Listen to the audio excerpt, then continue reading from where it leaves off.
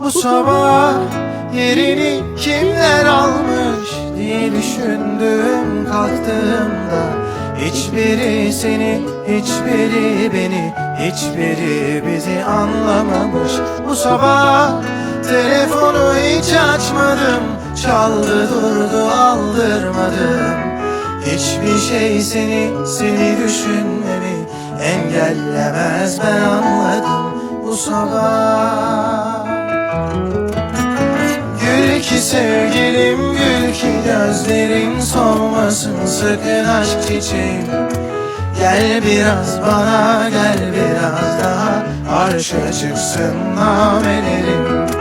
Gül ki sevgilim, gül ki gözlerin solmasın sakın aşk çiçeğim. Gel biraz bana, gel biraz daha, arşa çıksın namelerim.